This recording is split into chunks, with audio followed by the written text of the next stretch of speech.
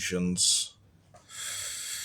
Man chooses his values by a conscious process of thought, or accepts them by default, by subconscious associations, on faith, on someone's authority, by some form of social osmosis or blind imitation.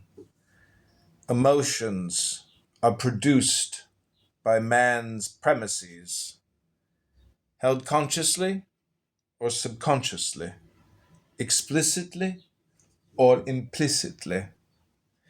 Man has no choice about his capacity to feel that something is good for him or evil, but what he will consider good or evil, what will give him joy or pain, what he will love or hate, desire, or fear, depends on his standard of value.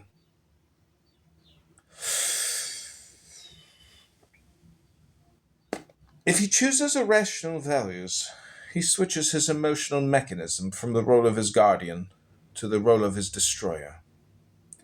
The irrational is the impossible. It is that which contradicts the facts of reality. Facts cannot be altered by wish, but they can destroy the wisher. If a man desires and pursues contradictions, if he wants to have his cake and eat it too, he disintegrates his consciousness.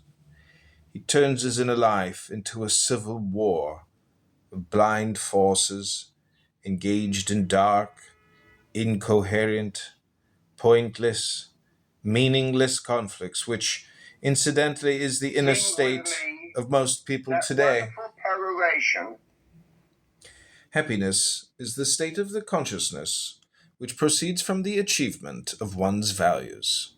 If a man values productive work, his happiness is the measure of his success in the service of his life.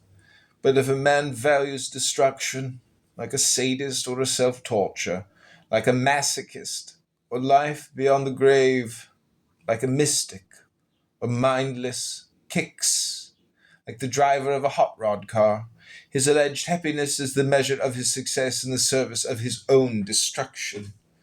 It must be added that the emotional state of all those irrationalists cannot be properly designated as happiness or even as pleasure. It is merely a moment's relief